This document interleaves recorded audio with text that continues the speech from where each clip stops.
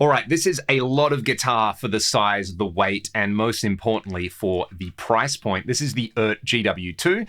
As you can tell, it is one of EART's headless guitar designs. They specialize in making affordable electric guitars and basses. I think their headless designs have probably got the most traction and the most coverage recently because the specs that you get at this price point are quite frankly pretty ridiculous. There's 24 medium jumbo stainless steel frets on here, which are quite frankly immaculate. These are really nicely fretted on the neck. They're polished up so they're super shiny. They've got gorgeous rounded ends on here. There's no sharp edges or anything like that. It's one of the more impressive fretboards that I've seen on a guitar at any price point. And again, the fact this is coming in at such an affordable price point really impressed me. I knew, judging from some previous videos I'd seen, that these were going to sound good, as we heard in the intro, but the playability on this neck, which is roasted maple and padauk, it's a bolt-on design. You can see just 4 bolts on there. They've got their own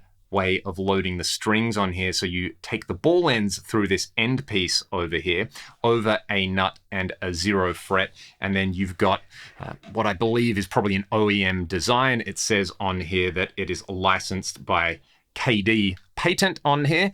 The body, well, the spec sheet says that it's roasted padauk. It's finished in black. It's got this really nice kind of matte finish on here, and you can also feel the wood grain through here. So it feels pretty rustic and played in, even though it's a shiny new guitar.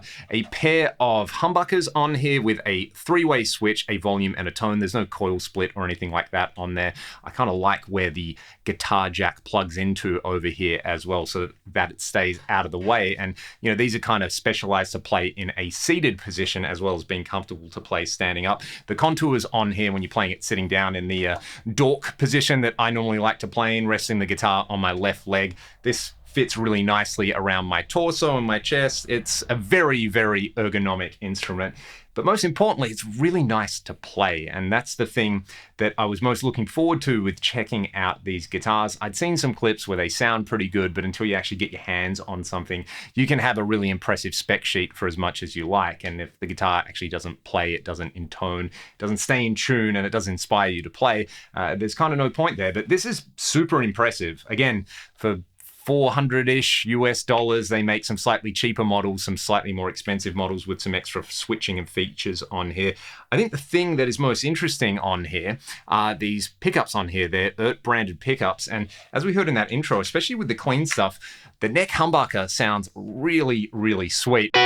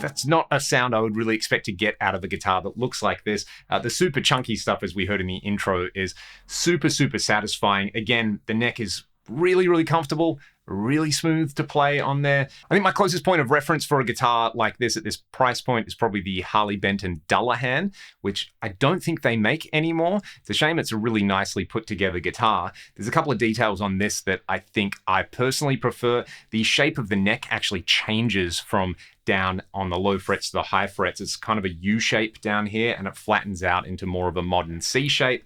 The fingerboard being a compound board as well, being a little more radiused down here and a little flatter down here. It's nice for playing chords, and it's nice for doing big, sick bends.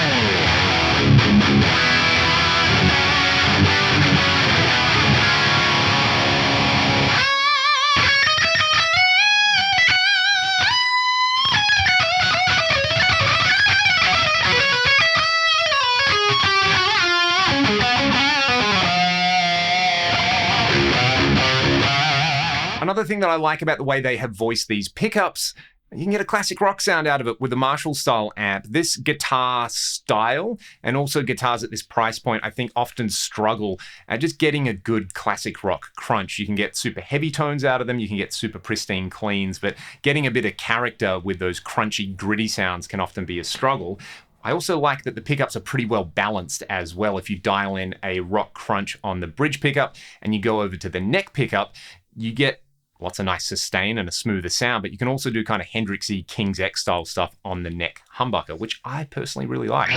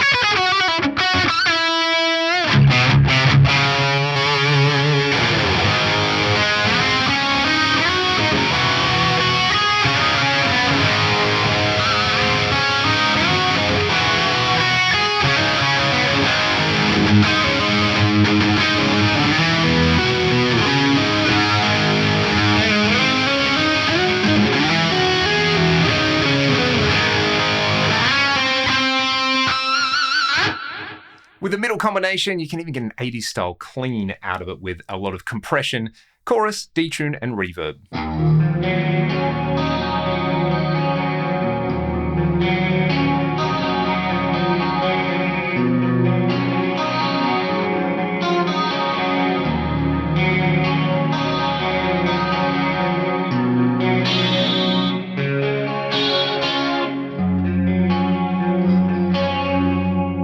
I haven't talked about how you would actually restring and tune this guitar. You can see there's a bunch of fine tuners on each string over here. So if you're used to using something like a Floyd Rose, same kind of idea. I do find they're a lot stiffer than something like a Floyd Rose. If you're familiar with other headless guitars though, I think it's fairly standard, the overall feel on there. What I have noticed is that when I'm detuning a string, it will tend to kind of not slip, but it will give me a lot more detune for the amount of twist that I give it than when I'm tuning it up, which I guess is what you want. You want to be tuning up to pitch.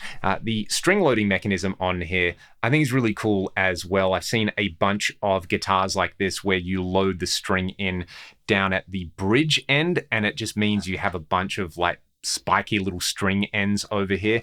I kind of prefer this approach on here where you slide the string in, it locks in, and then on the bridge, you just kind of loosen this and push it through.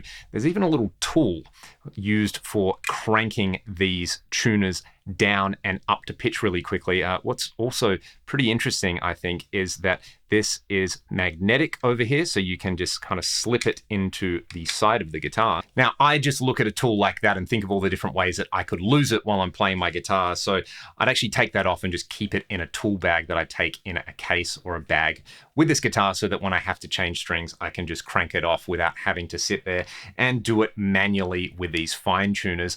The only other criticisms that I have of this particular model, I find the chrome covers on here a little bit jarring with the overall aesthetic. The pickups sound great, so I really don't care, but I personally would have gone with exposed black coils on there, and the knobs aren't really my favorite design, but I normally change the knobs on most of my guitars anyway, so that's more of a me thing and less of a guitar specific thing.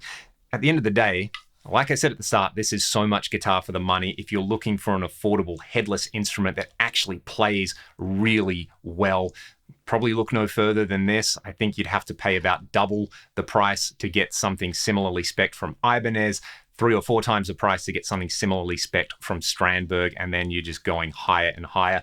I'd even say if you're not specifically in the market for a headless guitar, these are probably worth looking at if you're looking to spend around $400 or $500 US and get a really solid instrument with great sounding pickups straight out of the box, stainless steel frets, and a really smooth playing compound radius neck. It's very, very compact and portable, and this is something that I can see myself taking as a spare guitar to shows when I don't want to take any of my other guitars. If I just want to take something in a small gig bag, this would be absolutely perfect. You can see I've got one of their Super Strat style guitars here as well, and they also make a bass guitar with a similar design that I'll be taking a look at as well. I feel like I have to go out and play a ragdoll show where I play this and Ryan plays the matching bass just for the aesthetic. We probably need to get some Miami Vice jackets to go with it as well. If you've got any questions, let me know in the comment section below. I'll put a link to the guitar in the video description if you want to check it out. Thanks to EART for sending this one out so I can make this demo video. Let me know your thoughts in the comment section below. If you want to support me directly, links to my music and my Patreon are in the video description. I will see you all on the next one, but not before I make a bunch of greasy guitar noises again with this.